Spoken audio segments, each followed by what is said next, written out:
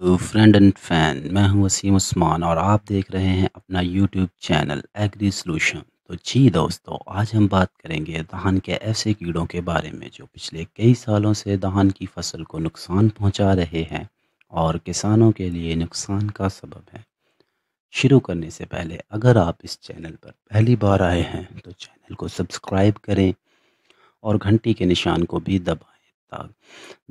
मैं यकीन से कहता हूं कि ये चैनल आपकी सोच और ज़राअत दोनों को बदलने में अहम किरदार अदा करेगा। तो जी दोस्तों, धान पर हमला आवर होने वाले कीड़ों में तने की सुंडियां, पत्ता लपेट सुंडी, सफ़ेद पुश्त वाला तेला और भूरा तेला शामिल है। तने की सुंडियां ज़्यादातर बासमती इकसाम पर हमला आवर होती हैं। पत्ता लपेट सुंडी एरी और बासमती दोनों इकसाम पर यकसा हमलावर होती है, जबकि सफ़ेद पुश्त वाला तेला अमूमन एरी इकसाम पर ज़्यादा हमलावर होता है। लेकिन ये कीड़ा एरी इकसाम के ना होने की सूरत में बासमती इकसाम पर भी हमलावर हो सकता है। इन कीड़ों के ज़्यादा हमले की सूरत में फ़सल बिल्कुल तबाह हो जाती है और बाज़ औक़ात कटाई के काबिल भी नहीं रहती। इसके अलावा टोका धान की पनीरी और फसल दोनों को नुकसान पहुंचाता है। जिन ज़मीनों में पानी खड़ा नहीं होता वहां पर इसका हमला ज़्यादा होता है। अलावा अजी स्याह भूंडी भी धान पर हमला आवर होती है, लेकिन स्याह भूंडी का हमला सिर्फ चंद जगहों तक महदूद है। लश्करी सुंडी का हमला आम नहीं, इसका हमला भी चंद जगहों पर देखा गया है, लेकिन इसका हमला काफ़ी शदीद होता है। हमले की सूरत में इन ज़रूर रसा कीड़ों का बर वक़्त और मुनासिब तरीके से इंसदाद बहुत ज़रूरी है। हम अब इन तमाम कीड़ों को एक एक करके डिस्कस करेंगे, इनके पहचान, इनका तरीका नुकसान और इन पर हमला आवर इनके इंसदाद के बारे में तफसील से बात करेंगे। तो हम शुरू करते हैं क्रॉस हॉपर यानी कि टोके से। धान की फसल पर टोके की 5 से 6 इकसाम हमला करती हैं। इसका हमला पनीरी और फसल दोनों पर होता है, लेकिन पनीरी पर ज़्यादा हमला होता है। इसके बच्चे और बालक पत्तों को खाते हैं। बाज़ औक़ात शदीद हमले की सूरत में पनीरी दोबारा काश्त करनी पड़ती है। ताहम टोके की अक्सर इकसाम सब्ज़ रंग की होती हैं, ताहम बाज़ खाकी और मटियाले रंग की भी होती हैं। टोका ज़मीन पर पत्तों या गुच्छों की शक्ल में अंडे देता है। एक गुच्छे में 8 तक 13 अंडे होते हैं। ये कीड़ा मौसम सरमा अंडों की हालत में खेतों की वट्टों पर या ज़मीन के अंदर गुजारता है। इन अंडों से बच्चा निकलकर शुरू मार्च में बरसीम, सूरजमुखी, कमाद और जड़ी बूटियों पर गुजारा करते हैं, जहाँ से ये कमाद और सब्ज़ चारे का नुकसान करने के बाद धान की पनीरी पर हमलावर होते हैं। इन कीड़ों को कंट्रोल करने के लिए खेतों के अंदर और अतराफ में वट्टों और खालों पर उगी हुई जड़ी बूटियों को तलफ करें, ताकि ये कीड़ा परवरिश ना पा सके। दस्ती जालों से पकड़कर इनको तलफ कर दें। धान की पनीरी को चरी और मकई के खेतों से के करीब काश्त ना करें। खेत के अंदर और बाहर वट्टों और खालों की सफाई करें। कीमियाई इंसदाद के लिए बाइफेंथ्रीन बाहिसाब 250 मिलीलीटर या फेप्रोनिल बाहिसाब 480 मिलीलीटर फ़ी एकड़ इस्तेमाल करें। इसके बाद हम बात करेंगे तने की सुंडी की। धान की फसल पर ख़ुसूसन बासमती इकसाम पर तने की सुंडियों का हमला ज़्यादा होता है। जर्द और सफ़ेद सुंडियाँ ज़्यादा नुकसान पहुँचाती हैं, जबकि गुलाबी सुंडी कम नुकसान पहुँचाती है। ये कीड़ा मौसम सरमा सुंडी की हालत में धान के मुड्डों के अंदर गुजारता है। ये सुंडियाँ मार्च के आखिर या अप्रैल के शुरू में प्यूपा में तब्दील हो जाती हैं, जिससे परवाने बनकर निकलते हैं और आइंदा फसल के लिए ख़तरे का बायस बनते हैं। ये सुंडियाँ तने में दाखिल होकर अंदर ही अंदर खाती रहती हैं, जिसकी वजह से पौधे में दरमियान वाली कंपल सूख जाती है, जिसे सोख या डेड हार्ट कहते हैं। पौधे पर सिट्टे बनते वक्त हमले की सूरत में सिट्टे सफ़ेद हो जाते हैं, जिन्हें वाइट हेड कहते हैं। इन सिट्टों में दाने नहीं बनते। तने की जर्द सुंडी, ये मुकम्मल सुंडी सफ़ेदी माइल जर्द होती है। परवाने के अगले परों के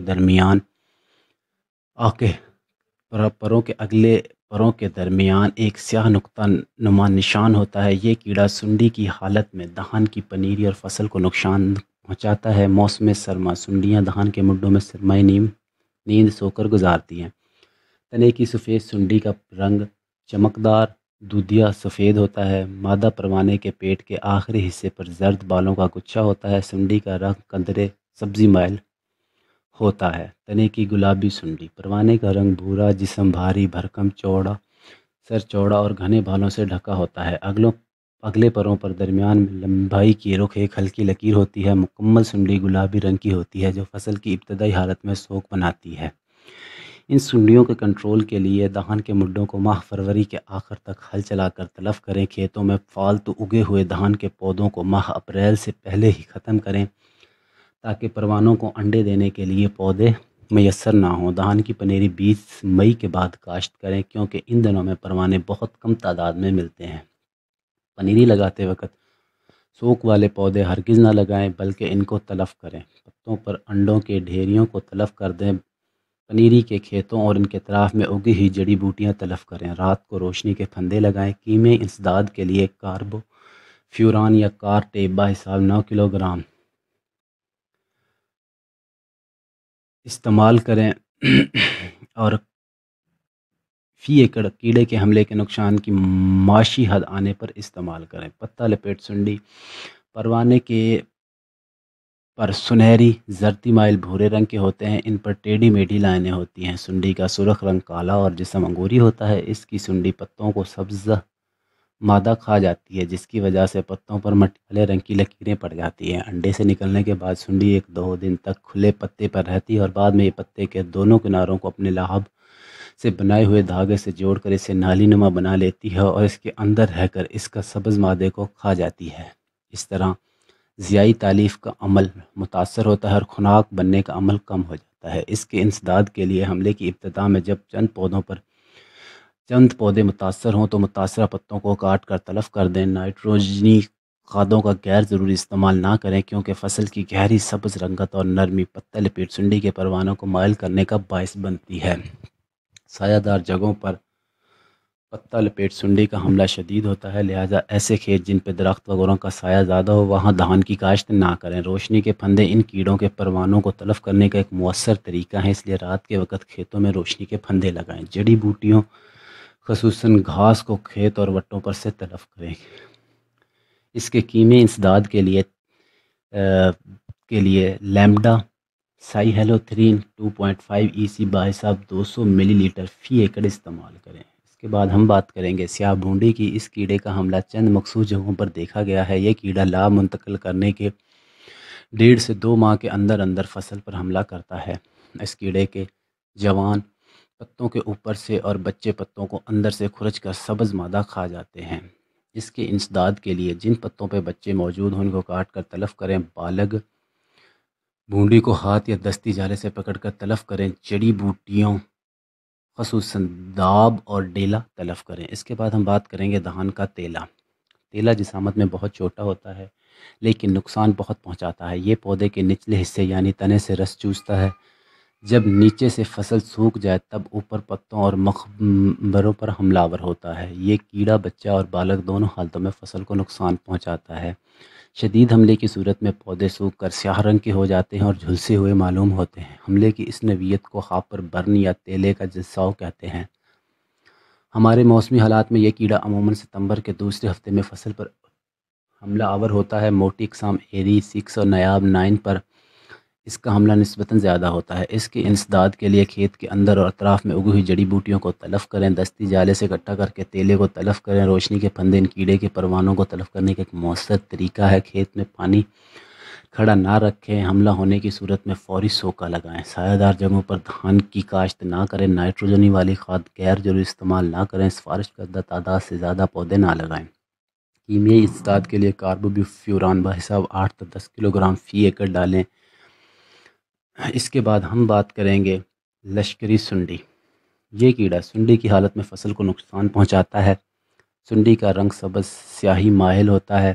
اس کے جسم پر ہلکی دھاریاں ہوتی ہیں۔ سال میں اس کی 4 سے 5 نسلیں پیدا ہوتی ہیں۔ یہ کیڑا عموماً سبزیات، چارہ جات، کپاس، تمباکو وغیرہ پر حملہ آور ہوتا ہے۔ یہ سنڈیاں چونکہ زیادہ تر پکی ہوئی فصل پر حملہ کرتی ہیں لہٰذا اس موقع پر ایسے زہروں کا سپرے یا دوڑا کرنے کی سفارش کی جاتی ہے جن کا اثر کم عرصے تک رہو۔ اس کے انسداد کے لیے انڈ اور چھوٹی سنڈیوں کے حامل پتوں کو توڑ کر تلف کرنے، متبادل خوراکی پودے اور جڑی بوٹیوں سے فصل کو پاک رکھا جائے۔ اگر سنڈیاں پورے قد کی ہو جائیں تو زہر پاشی سے گریز کریں اور ان کی کویا کی حد گزرنے کا انتظار کریں۔ ٹکریوں میں حملے کی صورت میں پورے کھیت کے بجائے صرف متاثرہ حصے پر سپرے کریں۔ طفیلی کیڑے اور پرندے اس کے انسداد پر بڑے مؤثر کردار ادا کرتے ہیں۔ دھان کے کھیتوں کے نزدیک باجرہ وغیرہ کی فصل کاشت کر کے پرندوں کو ترکیب دیں۔ فصل کے شروع ہی میں روشنی کے پھندے لگا دیے جائیں تو کافی حد تک اس کے پروانوں کو تلف کیا جا سکتا ہے۔ اگر کسی علاقے میں اجتماعی طور پر روشنی کے پھندے لگائے جائیں تو بہتر نتائج لیے جا سکتے ہیں۔ مزید ایسی انفارمیٹیو ویڈیوز کے لیے ہمارے چینل کو سبسکرائب کریں، اور اگر آپ کو یہ ویڈیو اچھی لگی ہے تو اسے لائک اور دوستوں کے ساتھ شیئر لازمی کریں۔ اللہ حافظ۔